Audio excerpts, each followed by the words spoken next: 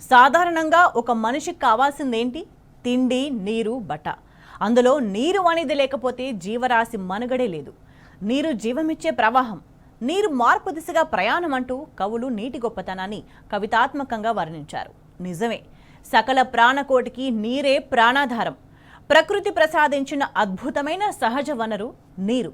వాన రూపంలో కురిసే నీటి చెమ్మలను ఒడిసి పట్టడంలోనే ప్రభుత్వాల నైపుణ్యం దాగి ఉంటుంది. ఆ విషయంలో గత బీఆర్ఎస్ ప్రభుత్వం చూపించిన చాతుర్యం అమోఘం. ఇంటింటికి నల్లా పెట్టి గ్రావిటీ ద్వారా నీరు ఎందుకు ఇవ్వలేము అన్న కేసీఆర్ ఆలోచనే మిషన్ భగీరథకు నాంది పలికింది.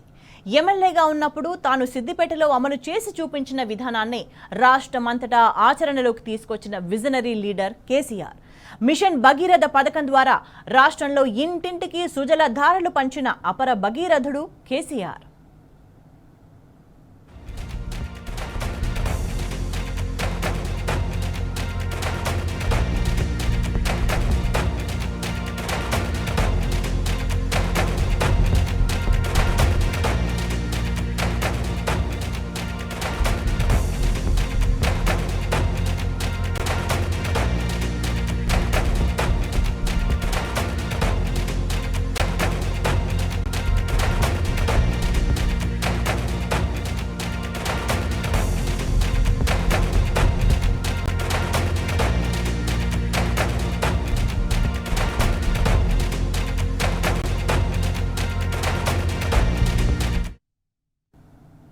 కేసీఆర్ పాలన ఉన్నన్ని రోజులు మంచినీటికి ఢోకా లేదు.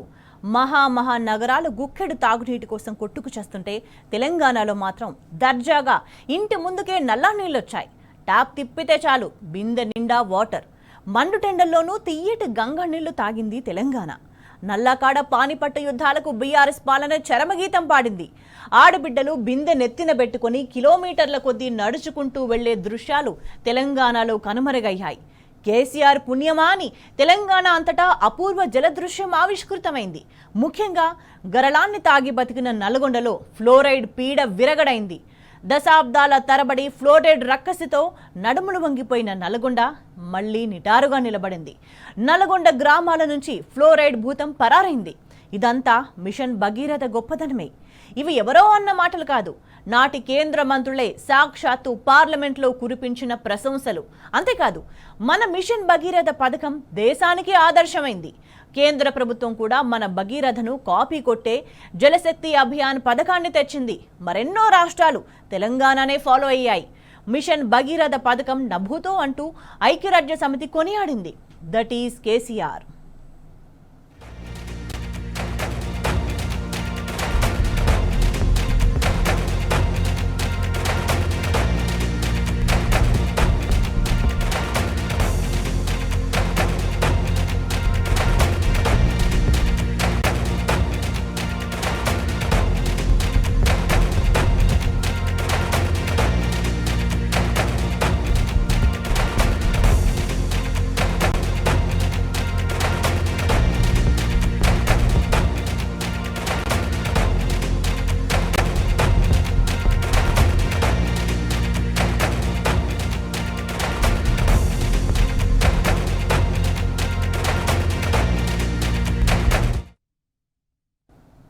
కానీ ఇప్పుడేమైంది? కేసీఆర్ పక్కకు జరగగానే మంచినీరు కనుమరుగైంది. ఇంటి ముందున్న నల్లా తుప్పుబట్టిపోతుంది. ట్యాప్ తిప్పితే ఒట్టి గాలి బుడగలు తప్ప చుక్క నీరు రావట్లేదు. కాంగ్రెస్ దెబ్బకు మిషన్ భగీరథ బంద్ అయింది. రాష్ట్రంలో మళ్లీ మంచినీటి యుద్ధాలు మొదలయ్యాయి. వీధి నల్లా దగ్గర జల జగడాలు షురు అయ్యాయి. కాలనీలో మళ్లీ బిందెలు వరుసలు కడుతున్నాయి. నీళ్ళెప్పుడొస్తాయి రామచంద్ర అంటూ పల్లెలు తల్లడిల్లిపోతున్నాయి. పట్టణాలు దూపకేడుస్తున్నాయి. మినరల్ వాటర్ ఆటోలు మళ్లీ గల్లీల్లో చప్పుడు చేస్తున్నాయి. కాంగ్రెస్ వస్తూ పైసలిచ్చి నీళ్లు కొనుక్కునే దౌర్భాగ్య స్థితిని పట్టుకొచ్చింది.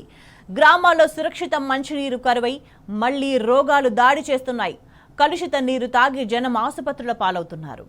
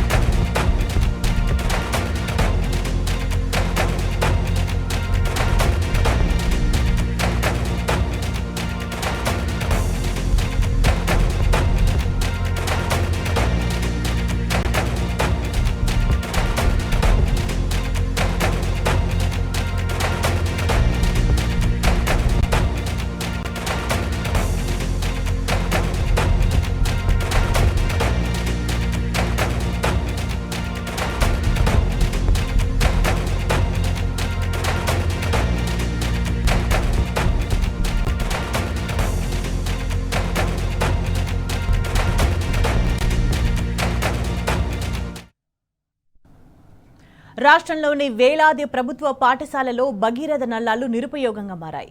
చాలా పాఠశాలలో ఆర్ఓ ప్లాంట్లతోనే నెట్టుకొస్తున్నారు. గురుకులాలు, హాస్టళ్లకు మంచినీటి ఇబ్బందులు తప్పడం లేదు. నిర్వహణ లోపం విద్యార్థులకు శాపంగా తయారైంది. చాలా చోట్ల వాటర్ ట్యాంకులు అపరిశుభ్రంగా దర్శనమిస్తున్నాయి. బ్లీచింగ్ చేయకపోవడంతో నాసు పెరిగి పరిస్థితి అధ్వానంగా తయారైంది. ప్రైవేటు భవనాల్లోని గురుకులాలకు అసలు వాటర్ కనెక్షన్లే లేవు. కలుషిత నీటి కారణంగా విద్యార్థులు అనారోగ్యం బారిన పడుతున్నారు. రాష్ట్రంలోని ప్రజలందరికీ పైప్ లైన్ ద్వారా సురక్షిత తాగునీటిని అందించాలి అన్న లక్ష్యంతో ప్రారంభమైన మిషన్ భగీరథ పథకాన్ని కాంగ్రెస్ సర్కార్ పూర్తిగా నీరుగారుస్తోంది. గత ప్రభుత్వం వేలాది గ్రామాల్లో పైప్ లైన్లు, వాటర్ ట్యాంకులను నిర్మిస్తే కాంగ్రెస్ సర్కార్ వాటిని మెయింటైన్ చేయడం లేదు. చాలా చోట్ల రిపేర్లు పూర్తి కాలేదు. నిర్వహణ లోపాలు మిషన్ భగీరథ పథకానికి గుదిబండగా మారాయి.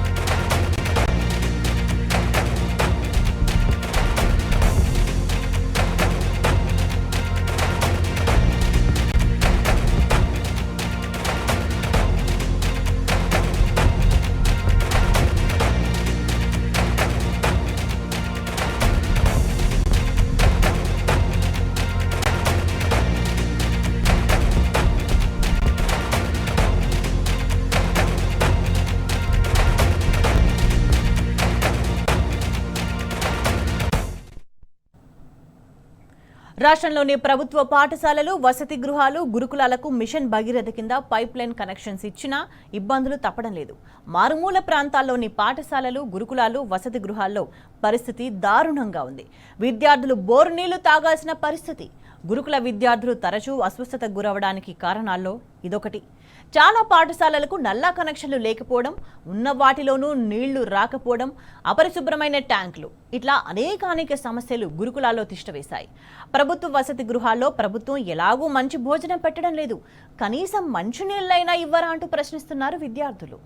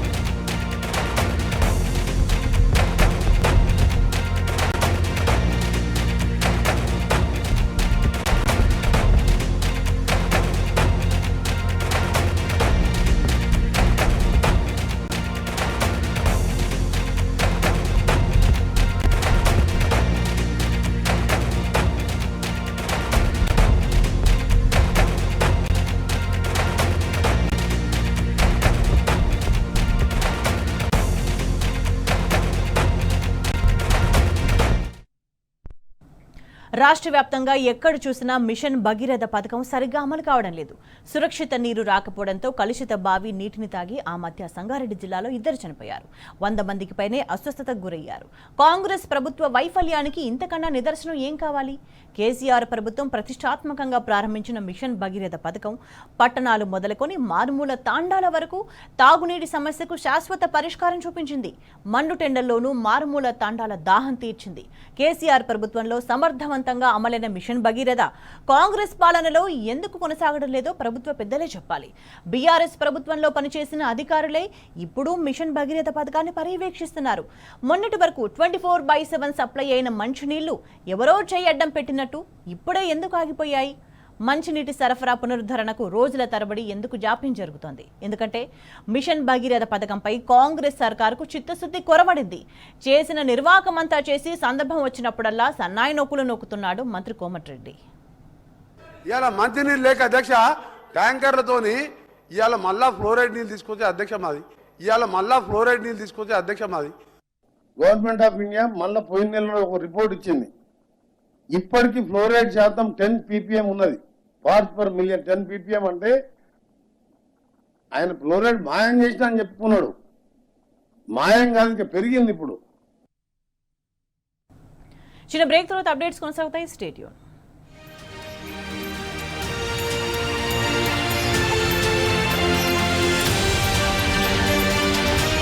నీరు అందించే మిషన్ భగీరథ పథకానికి కాంగ్రెస్ గ్రహణం పట్టింది. కేసీఆర్ అందించిన జల సంకల్పాన్ని మధ్యలోనే వదిలేసింది కాంగ్రెస్ పార్టీ. సర్కార్ నిర్లక్ష్యం కారణంగా పల్లెల్లో మిషన్ భగీరథ నీరు రావడం లేదు. కొన్ని చోట్ల భగీరథ సిబ్బందిని తొలగించింది కాంగ్రెస్ ప్రభుత్వం. దీంతో నల్గొండ జిల్లాలోని 50% పైగా గ్రామాల్లో వాటర్ సప్లై ఆగిపోయింది. పూర్తి వివరాలు మా ప్రతినిధి రాము అందిస్తారు. కేసీఆర్ గారి మానసపుత్రి అయినటువంటి మిషన్ భగీరథ పథకం ఏ విధంగా ఉంది, గ్రౌండ్ లెవెల్లో ఈ మిషన్ భగీరథ కింద నీళ్ళు వస్తున్నాయా రావట్లేదు అనేటువంటి గ్రౌండ్ రిపోర్ట్లో మనం ఉన్నాం. క్షేత్రస్థాయిలో పరిశీలన చేస్తూ ఉన్నాం. ప్రతి ఆడబిడ్డ కూడా నీళ్ళ కోసం బయటికి వెళ్లకుండా, కుండతో బయటికి వెళ్లకుండా వారి ఇళ్లలోనే కుళాయిల ద్వారా స్వచ్ఛమైనటువంటి కృష్ణ జలాలు, నదీ జలాలు అందించేందుకు ఆనాటి ప్రభుత్వం ఈ మిషన్ భగీరథ పథకాన్ని తీసుకొచ్చింది. కానీ సంవత్సర కాలంగా అస్తవ్యస్తంగా మారింది. సంవత్సర కాలంగా అంతా కూడా ధ్వంసం అయిపోయింది. ఆ సిస్టమ్ అంతా కూడా నిర్వీర్యం అయిపోయింది. ఎక్కడికక్కడ కూడా ఎక్కడ వేసిన గొంగలు అక్కడే ఉంది. ఎవరు కూడా నీళ్ళు అందక చాలా రకాలుగా ఇబ్బంది పడుతూ ఉన్నారు. మారుమూల గ్రామాల్లో అయితే భగీరథ నీళ్ళు లేక, నదీ జలాలు లేక బోర్ వాటర్ని తాగుతూ ఉన్నారు. నల్గొండ పట్టణంలోని కొన్ని కాలనీలో కూడా ఈ మిషన్ భగీరథ రాక ప్యూరిఫైడ్ వాటర్ ప్లాంట్లలో క్యాన్కు 10 రూపాయలతో కొనుగోలు చేసి వాళ్ళ నీటిని తాగుతూ అనారోగ్యం పాలవుతున్నారు. ఈ నేపథ్యంలోనే మనం నల్గొండ పక్కన ఉన్నటువంటి పానగల్ గ్రామం 1వ వార్డు లక్ష్మీ కాలనీలో ఉన్నాం. ఇక్కడ కొద్దిమంది మహిళలు ఉన్నారు, వారితో మనం మాట్లాడదాం. నిజంగా గ్రౌండ్ లెవెల్లో ఏ విధంగా ఉంది, వాళ్ళకి వాటర్ వస్తున్నాయా రావట్లేదా, ఎందుకు రావట్లేదు, ఎన్ని రోజులుగా రావట్లేదు, వారిని తెలుసుకుందాం. అమ్మ ఏం పేరమ్మా మీ పేరు? అర్సమ్మ. నీళ్ళు వస్తలేవు అయ్యా, మంచి నీళ్ళు వస్తలేవు, నీళ్ళు వస్తలేవు, ఏం వస్తలేవు. కాలువలు అప్పటి నుంచి వేసిన కానీ ఏం వస్తలేవు. ఆ చెర్ల నీళ్ళే వస్తున్నాయి మాకు, ఆ నీళ్ళే వస్తున్నాయి. ఈ కాలువలు లేవు, ఏ లేవు, ఆ రోడ్ అందం లేదు, కాలువ అందం లేదు, ఏది లేదు. నీళ్ళు ఎక్కడి నుంచి కొనుక్కుంటున్నారమ్మా? తోక పురుగులు వస్తున్నాయి ఇక్కడికి వెళ్ళి. మంచి నీళ్ళు కొనుక్కుంటున్నాం. 10 రూపాయలు. మరి ఒళ్ళు నొప్పులు వస్తున్నాయంటే అది తాగబిద్దైనమ్మ దాతుంది, తాగబిద్దగానమ్మ దాతలేదు. మరొక అమ్మ ఉంది. అమ్మ ఏం పేరమ్మా నీ పేరు? అనసూయ. ఎందుకు రావట్లేవు అమ్మ నీళ్ళు? మేము ఎందుకు రావట్లేవు మాకు ఎక్కడ సార్, మోరీలే బాగలేవు. మా ఈ మోరీలు వేయాలని మాకు వాసన వస్తుందా? మా రాసం కూడదా. మరొక అమ్మ కూడా ఉంది. అమ్మ ఏం పేరు? నీ పేరు ఏం పేరమ్మా? శివమ్మ.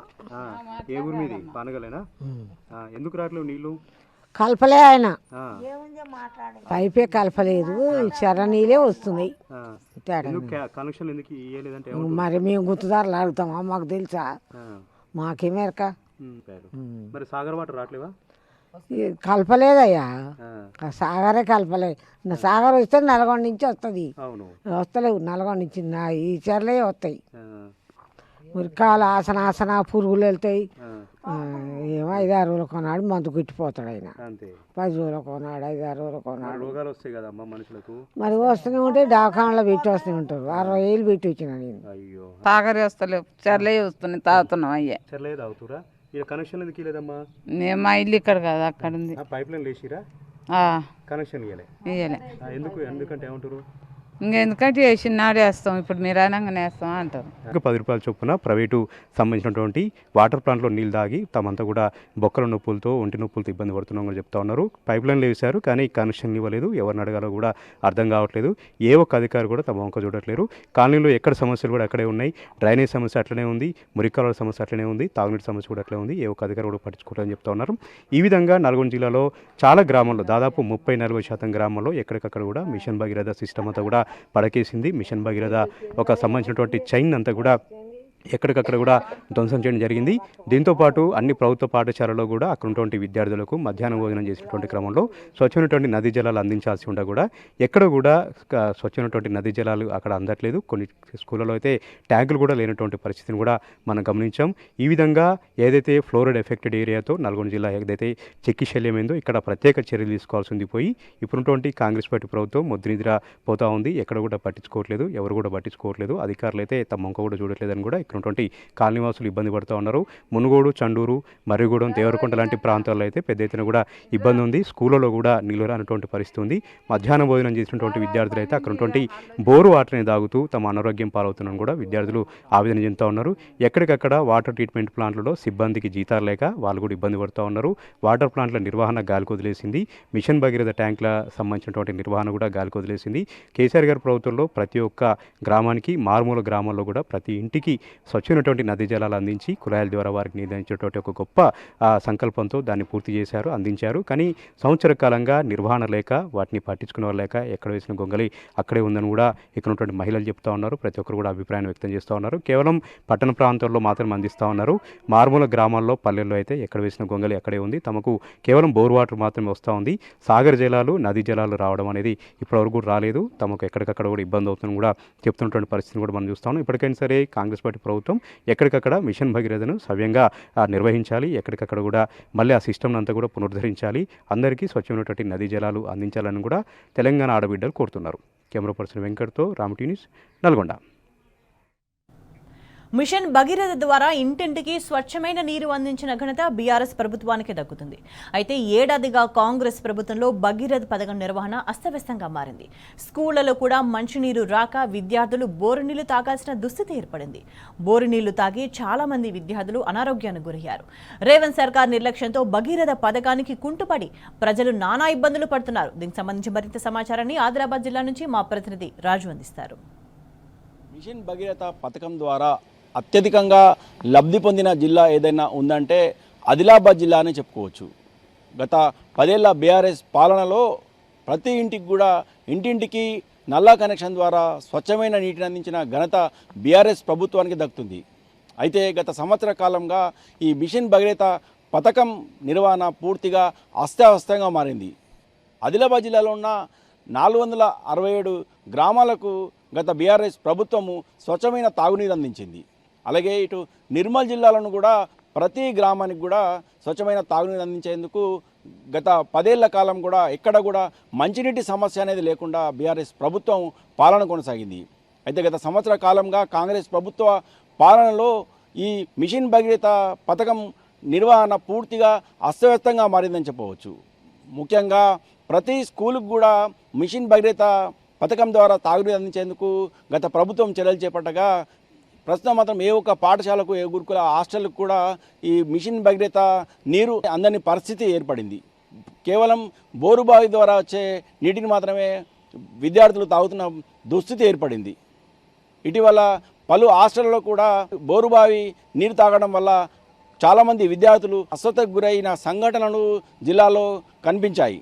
ప్రస్తుతం అయితే జిల్లాలో ఏ ఒక్క పాఠశాలకు కూడా ఈ మిషన్ భగీరథ పథకం సంబంధించి నీరు అందకుండా అస్తవ్యస్తంగా తయారైంది. నిర్మల్ జిల్లా చూసుకున్నా, ఇటు ఆదిలాబాద్ జిల్లా చూసుకున్నా కూడా గురుకుల పాఠశాలకు కానీ హాస్టళ్ళకు కానీ కస్తూర్బా గాంధీ ఆశ్రమ పాఠశాలకు కానీ అలాగే అప్పర్ ప్రైమరీ కానీ హై స్కూళ్ళకు కానీ ఎక్కడ కూడా ఈ మిషన్ భగీరథ సంబంధించిన నీరు అందడం లేదు. దీంతో విద్యార్థులు కలుషిత నీరు తాగాల్సిన దుస్థితి జిల్లాలో ఏర్పడింది. ఇప్పటికైనా ప్రభుత్వము అన్ని పాఠశాలలకు గురుకుల పాఠశాలకు హాస్టళ్లకు కూడా మంచినీటి సదుపాయం స్వచ్ఛమైన నీటిని తాగించేందుకు చర్యలు చేపట్టాలని విద్యార్థుల తల్లిదండ్రులు కోరుతున్న పరిస్థితి కనిపిస్తుంది. మిషన్ భగీరథ పథకం నిర్వహణలో కాంగ్రెస్ సర్కార్ నిర్లక్ష్య ధోరణితోనే గ్రామాల్లో తాగునీటి కటకటొచ్చింది. రోజుల తరబడి నీటి సరఫరా జరగకపోయినా అధికారులు గాని ప్రభుత్వం గాని పట్టించుకుంటే ఒట్టు. ఇటీవల ఒక గ్రామ ప్రజలు పెద్ద సంఖ్యలో వాంతులు విరేచనాలతో అస్వస్థతకు గురవడానికి అధికారుల నిర్లక్ష్యమే కారణం. నీటి సరఫరాను పునరుద్ధరించకపోవడం, కలుషితమైన బావి నీటిని సరఫరా చేయడం ముమ్మాటికి అధికారుల పొరపాటే. వాటర్ ట్యాంకుల్లో మనుషుల డెడ్ బాడీలు, కోతుల శవాలు తేలినా పట్టించుకునే నాదుడు లేడు. ఓట్లేసిన ప్రజలకు గుక్కెడు మంచినీళ్లు ఇవ్వలేని ప్రభుత్వం ఎందుకు? మొన్న వర్షాకాలంలో కాళేశ్వరం నుంచి లక్షల క్యూసెక్ల నీరు సముద్రంలోకి వృధాగా పోతుంటే తమాషా చూశారు కాంగ్రెస్ పాలకులు. రాష్ట్రంలో ఎవరి ముందు మైక్ పెట్టినా గంట సేపు గుక్క తిప్పుకోకుండా చెప్తారు రేవంత్ సర్కార్ వైఫల్యాలను.